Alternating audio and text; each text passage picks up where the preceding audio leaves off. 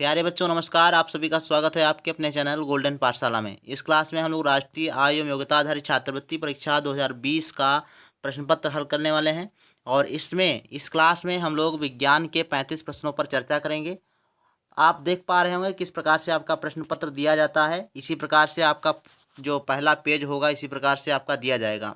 इसमें आपका निर्देश दिया गया है कि खंड फर्स्ट में जो है आपका 90 क्वेश्चन होंगे और सेकेंड में आपके 90 क्वेश्चन होंगे। ठीक, तो इसी प्रकार से आपका प्रश्न पत्र आएगा। और जो खंड सेकेंड होता है उसके अंतर्गत सेट के प्रश्न होते हैं, यानी आपके शैक्षिक योग्यता वाले प्रश्न होते हैं। आप देख पा रहे होंगे, पढ़ सकते हो यहाँ पर। सेकेंड वाला खंड दिया गया शैक्षिक अभिरुचि परीक्षा। इसमें आपको 90 क्वेश्चन मिलेंगे और 90 पूर्णांक के भी होंगे, यानी 1 नंबर का 1 क्वेश्चन है। ठीक है, इसमें लिखा है कि परीक्षार्थियों के लिए निर्देश क्या है का जो है आपका दिया गया है। इसमें देखो 91 से लेकर 125 तक के प्रश्न क्या हैं, विज्ञान के हैं, और 126 से लेकर 160 तक के प्रश्न आपके सामाजिक के हैं। और सेम इसी प्रकार से गणित के जो है 161 से लेकर 180 तक के प्रश्न दिए गए हैं। ठीक, तो ये आपको पता होगा, आप अच्छे से देख करके ही जाइएगा। आप निर्देश यहाँ पे पढ़ सकते हो। अगला प्रश्न देखो दिया गया है, यहाँ से अब शुरू करते हैं। विज्ञान के जो प्रश्न आपके दिए गए हैं ये आपको हल करना है इस वीडियो में। तो पहला क्वेश्चन आपका देखो दिया गया है कि रिक्टर स्केल किसको मापता है, यानी रिक्टर पैमाने पर किसको नापा जाता है, किसको मापते हैं।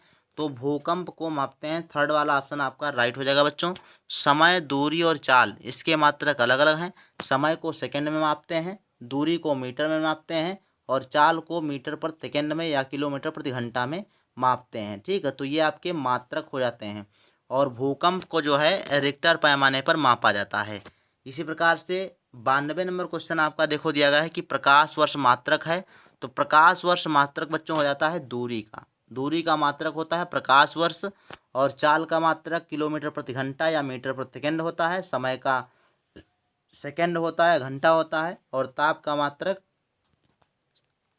डिग्री सेंटीग्रेड या डिग्री फ़ारेनहाइट। ठीक है, 93 नंबर क्वेश्चन देखो बच्चों दिया गया है कि निम्नलिखित में से कौन सा प्रदीप्त पिंड है। प्रदीप्त का मतलब होता है जिसका अपना खुद का प्रकाश होता है, वो प्रदीप पिंड कहलाते हैं। ठीक है, तो खुद का प्रकाश किसके पास है, विद्युत लैंप के पास या मोमबत्ती की ज्वाला के पास, चंद्रमा के पास या सूर्य के पास। तो प्रदीप्त वस्तु कौन सी है, तो इसमें आपका हो जाएगा बच्चों चंद्रमा के पास जो है अपना खुद का प्रकाश नहीं होता है, इसको प्रदीप्त पिंड कहते हैं। बाकी जो आपका सूर्य, विद्युत लैंप, मोमबत्ती की ज्वाला ये सब दी गई हैं, ये आपके दीप्त वस्तुएं होती हैं। ठीक है, थोड़ा सा मिस्टेक हो गई, ध्यान रखिएगा। दीप्त वस्तुएं जो होती हैं वो आपकी ऐसी वस्तुएं होती हैं जिनका खुद का प्रकाश होता है, वो दीप्त होती हैं। और जो प्रदीप्त वस्तुएं होती हैं वो दूसरे के प्रकाश से चमकती हैं। ठीक है, तो चंद्रमा जो होता है वो सूर्य के प्रकाश से चमकता है, उसको प्रदीप्त वस्तु कहते हैं। ठीक है, जिसका खुद का स्वयं का प्रकाश होता है वो दीप्त वस्तुएं कहलाती हैं। इंपॉर्टेंट प्रश्न है, पूछा भी जाता है, कई बार पूछा गया है। 94 नंबर क्वेश्चन दिया गया है कि ध्वनि संचरित नहीं हो सकती गैस में, निर्वात में, द्रव में या ठोस में। तो इसमें बच्चों हो जाएगा निर्वात में जो होती है वो ध्वनि का संचरण नहीं होता है। और नेक्स्ट प्रश्न देखो 95 नंबर दिया गया है, और यहाँ पर एक बात और ऐड कर लीजिए कि ठोस में जो है ध्वनि का संचरण सर्वाधिक होता है। ठीक है, ठोस में ध्वनि का संचरण सर्वाधिक सबसे तेज होता है। अगला प्रश्न देखो 95 नंबर है, वस्तुएं जो प्रकाश के कुछ भाग को ही अपने से होकर जाने देती हैं। क्वेश्चन इंपॉर्टेंट है। 95 नंबर क्वेश्चन, वस्तुएं जो प्रकाश के कुछ भाग को ही अपने से होकर जाने देती हैं वो कहलाती हैं। तो बच्चों वो पारभासी कहलाती हैं। ठीक है, यानी पूरा जो है नहीं जाने देती हैं। जैसे कि आपका तेल लगा हुआ कागज़ के ऊपर जब प्रकाश डालेंगे तो हल्का हल्का जो है बाहर प्रकाश निकलेगा। ठीक है, तो ऐसे वस्तुएं जो अपने से प्रकाश को पूरा नहीं आंशिक रूप से जाने देती हैं तो वो पारभासी कहलाती हैं। 96 नंबर प्रश्न, निम्नलिखित में से कौन सा बल संपर्क बल कहलाता है। मतलब ऐसा बल जो दो वस्तुओं के बीच में जो है उनके संपर्क होने से लगता है। ठीक है, जैसे गुरुत्वाकर्षण बल, तो गुरुत्वाकर्षण बल जो होता है वो जरूरी नहीं है कि उसके संपर्क में ही आए। ठीक है, जैसे कोई गेंद ऊपर फेंकते हो तो पृथ्वी से उसमें कुछ लगा नहीं होता, लेकिन फिर भी वो जो है नीचे ही आती है, तो क्या है, ये आपका असंपर्क बल होता है। चुंबकीय बल जो होता है वो भी आपका दूर से ही आकर्षित होता है। और स्थिर वैद्युत बल ये भी आपका असंपर्क बल होता है। बाकी जो घर्षण बल होता है, जब कोई दो वस्तुएं आपस में मिलती हैं ठीक। तो घर्षण बल उत्पन्न होता है। ठीक, तो ध्यान रखिएगा आपका घर्षण बल जो होगा वो संपर्क बल होगा। 97 नंबर प्रश्न दिया गया है कि एक सामान्य दोलन की आवृत्ति 10 हर्ट्ज है तो दोलक 4 सेकंड में कितना दोलन करेगा। आवृत्ति का मान देखो दिया गया है, यानी n बराबर आपका दिया गया है 10 हर्ट्ज। ठीक, 10 हर्ट्ज, यानी इसका मतलब ये होता है कि 1 सेकंड में किए गए दोलनों की संख्या आवृत्ति कहलाती है। तो 1 सेकंड में बच्चों 10 दोलन कर रहा है, तो इसका मतलब है कि 4 सेकंड में कितना करेगा, 10 चौक 40 करेगा। ठीक, तो फर्स्ट वाला ऑप्शन आपका राइट हो जाएगा। अगला प्रश्न देखो बच्चों, दिया गया है कि जब प्रकाश की किरण किसी दर्पण पर अभिलंबोत आपतित होती है तो दर्पण का कोण, परावर्तन कोण कितना होता है। तो यहाँ पर पूछा रहा है कि दर्पण, मान लो कि भैया ये है, ये एक दर्पण है और इस पर अभिलंबोत मतलब प्रकाश आता है, एकदम सीधे पड़ता है। तो ये ऐसा करता है कि जब प्रकाश अभिलंबोत पड़ेगा, सीधा पड़ेगा, तो परावर्तित किरण जो होती है वो सीधे वापस चली जाती है, फिर उसी माध्यम में चली जाती है वैसे ही। तो कहने का तात्पर्य यहाँ पर कोई कोण नहीं बन पाएगा। अगर हल्का जो है दर्पण के पर तिरछा पड़ता है कोण, तो उतने तिरछा ये वापस चली जाती है, तो इसमें आपका परावर्तन कोण बनता है। लेकिन जब अभिलंबोत पड़ती है तो उस दिशा में, उसी दिशा में फिर से वापस हो जाती है किरण, तो इससे जो है 0 अंश का कोण बन जाता है। तो यहाँ पर आपका सेकेंड ऑप्शन सही हो जाएगा, 0 अंश का कोण बनेगा। 99 नंबर दिया गया है, समतल दर्पण के द्वारा बना प्रतिबिंब कैसा होता है।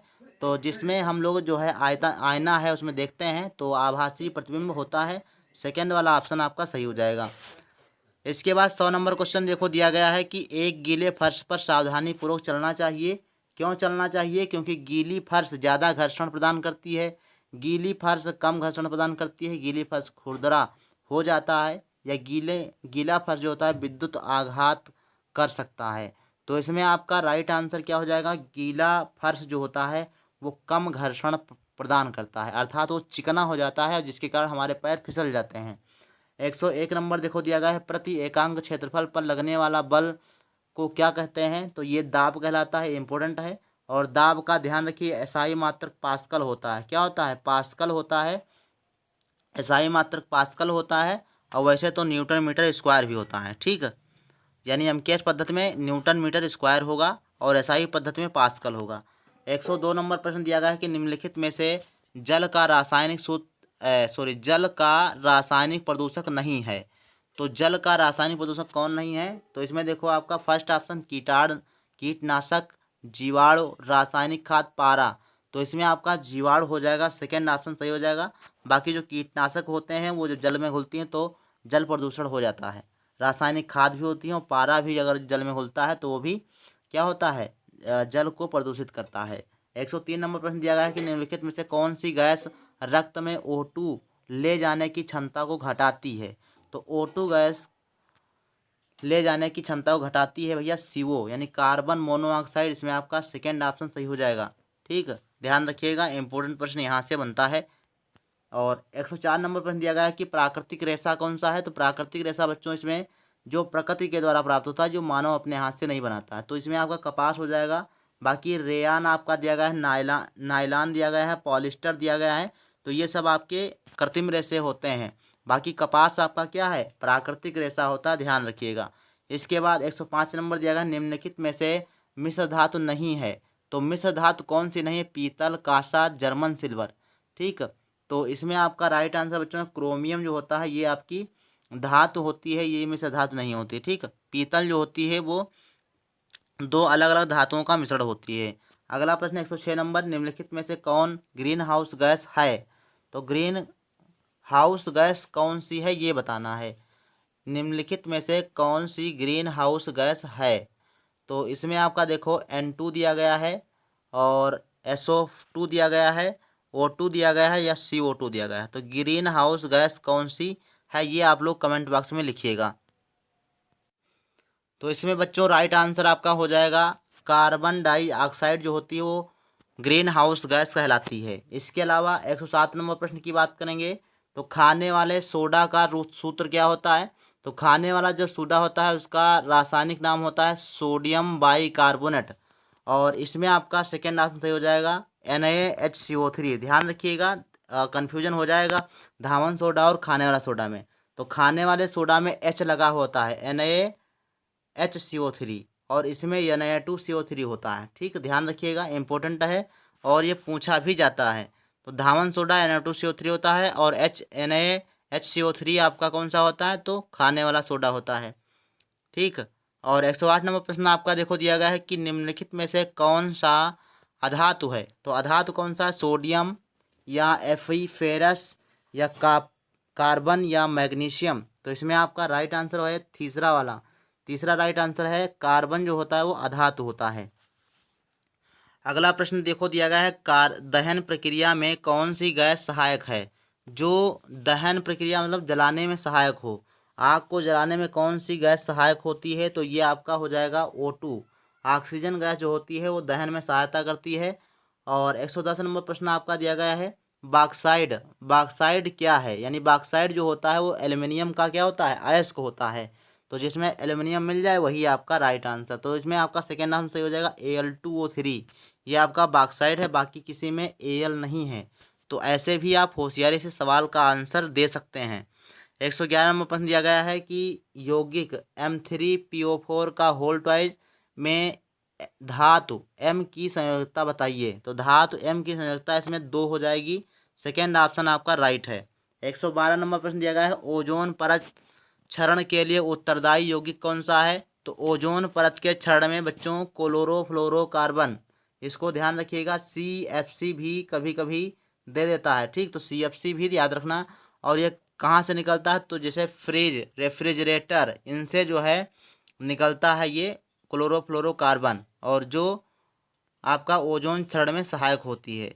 113 नंबर प्रश्न दिया गया है निम्नलिखित में से कौन सा धातु अधिक तीव्रता से ठंडे जल से क्रिया कर सकता है, यानी सर्वाधिक तीव्रता वाला पदार्थ जो जल से क्रिया करता है, तो वो आपका सोडियम हो जाएगा। जल के संपर्क आते ही इसमें आग लग जाती है, जलने लगता है। 114 नंबर प्रश्न दिया गया निम्नलिखित में से सबसे कम ऊष्मीय मान वाला ईंधन कौन सा है, सबसे कम ऊष्मा देने वाला ईंधन कौन सा है, तो लकड़ी इसमें राइट आंसर हो जाएगा।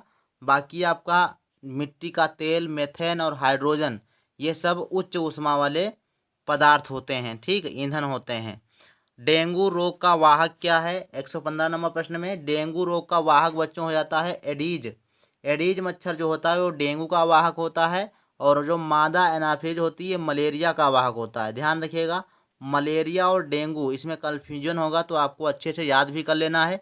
मलेरिया मादा एनाफिलीज और डेंगू एडीज मच्छर। ठीक, 116 नंबर प्रश्न दिया गया है खरपतवार नाशी कौन सा है।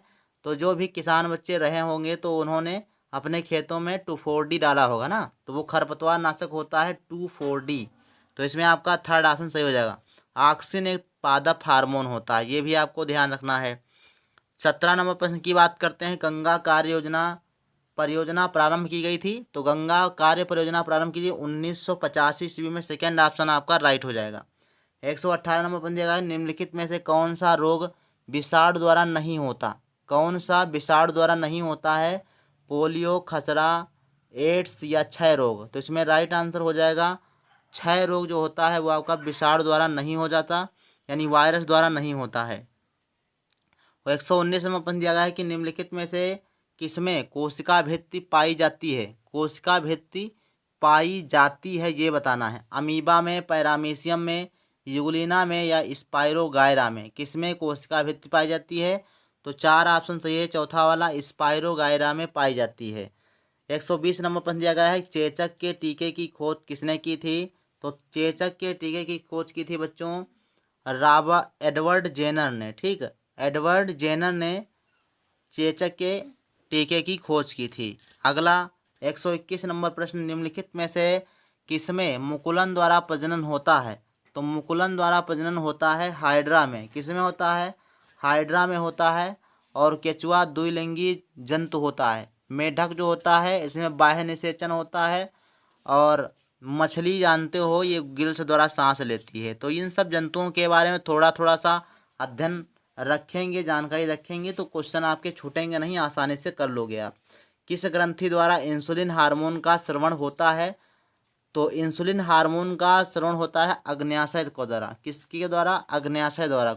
और पित्त रस का निर्माण यकृत द्वारा होता है। ध्यान रखिएगा, थायरॉक्सिन थायराइड द्वारा निकलता है। एड्रेनालिन जो होता है एड्रिनल ग्रंथि द्वारा निकलता है। तो ये सब चीज़ें आपको याद रखना है, इम्पोर्टेंट है। 123 नंबर प्रश्न इम्पोर्टेंट है। एक टैडपोल यानी जो मेढक का बच्चा होता है जिसको टैडपोल कहते हैं, किस प्रक्रम द्वारा वयस्क मेढक में विकसित होता है? तो वो बच्चों हो जाता है कायांतरण द्वारा। किसके द्वारा? कायांतरण द्वारा। यानी एक जो है पहले वो एकदम छोटा सा कीड़ा बनता है, उसके बाद धीरे धीरे कायांतरण में शरीर में अलग अलग तरीके से उसके परिवर्तन होते हैं, उसके बाद एक मेढक का रूप लेता है वो। सबसे पहले किस स्तनधारी जंतु की क्लोनिंग की गई थी? ठीक, तो इसमें आपका दिया गया 124 नंबर पर बकरी, खरगोश, गाय और भेड़। तो भेड़ की क्लोनिंग की गई थी। चौथा ऑप्शन आपका राइट हो जाएगा। पत्ती का भाग नहीं है, इंपॉर्टेंट प्रश्न है। पत्ती का भाग नहीं है पर्णफलक, मध्यसिरा, बाह्यदल, पर्णवृंत। तो पर्णफलक और मध्यसिरा और पर्णवृंत ये सब होते हैं, लेकिन बाह्यदल जो होता है वो आपका पुष्प का भाग होता है। ठीक, पुष्प के भागों की बात करेंगे तो आपका बाह्यदल, ठीक, दल, पुमंग, जायंग और स्त्री केसर ये सब आपके होते हैं। ठीक, तो इस प्रकार से आपके ये 35 प्रश्न जो है हो गए हैं, और अगली क्लास में हम सामाजिक विज्ञान के प्रश्नों पर चर्चा करेंगे। तो इस वीडियो में बस इतना ही। एक बार वीडियो को सभी लोग शेयर कर देंगे तो ज़्यादा ही अच्छा रहेगा, है ना। तो मिलते हैं फिर नेक्स्ट वीडियो में, तब तक के लिए धन्यवाद।